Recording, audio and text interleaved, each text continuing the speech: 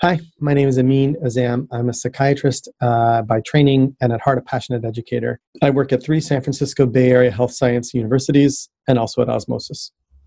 Today, I'd like to talk to you about maximizing mental well-being during social distancing. I've got 4 key tips.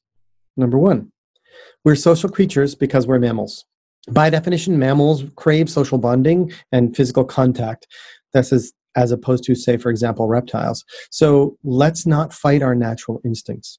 At the same time, we are humans, so we have human intelligence as well as being mammals. So we can do the mammalian socializing thing while also leveraging our human intelligence. Number 2, maximize collaboration while minimizing physical contact. Historical workplace collaborations have occurred around cubicles, desks, conference rooms.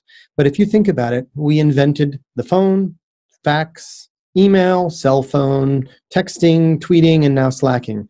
All of those technologies allow us to collaborate at a distance without actually being in physical close proximity to each other. So we can still maximize collaboration. Also, I'd like to add, video conferencing has become sufficiently high fidelity now to approximate in-person experiences. So the audio and video are less choppy or delayed than they once were, assuming, of course, that you have sufficiently high bandwidth capacity.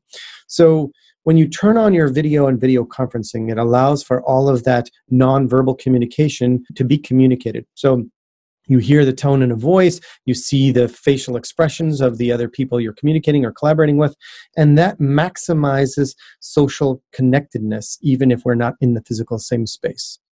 Number 3, be attuned to your personal physical manifestations of stress. Okay, so for me personally, I know that all my stress goes to my lower back. I get a lot of low back pain when I'm under a lot of stress.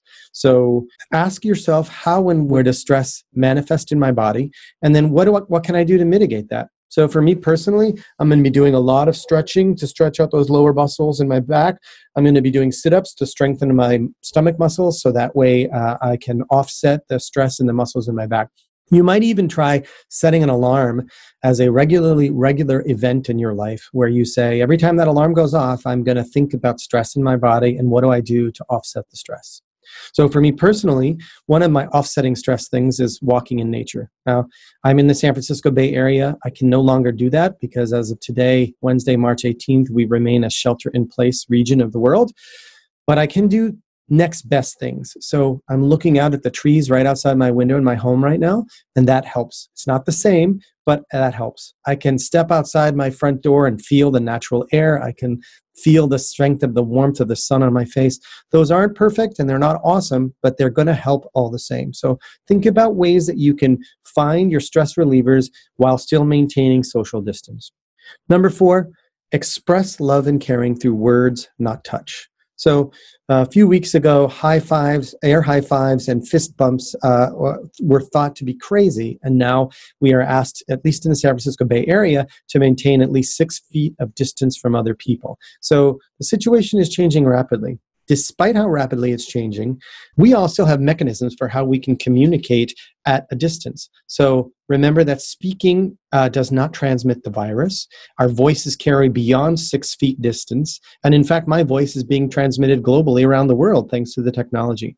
So let us make sure that we transmit care and affection faster than the virus can transmit around the world. Lastly, I'd like to say that talking about feelings makes them realer.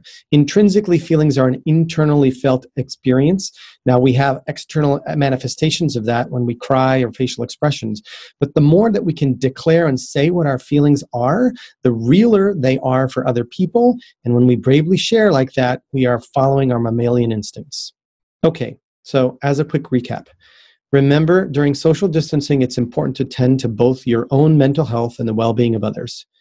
1, we're mammals, so we need social contact. 2, maximize collaboration while minimizing physical contact. 3, be attuned to your personal physical manifestations of stress. And number 4, express love and caring through words, not touch. If we all bond together, we will get through this global pandemic stronger. I hope that was helpful. If you don't have the resources you need at your school, or if you have questions, please reach out to us at partnerships@osmosis.org.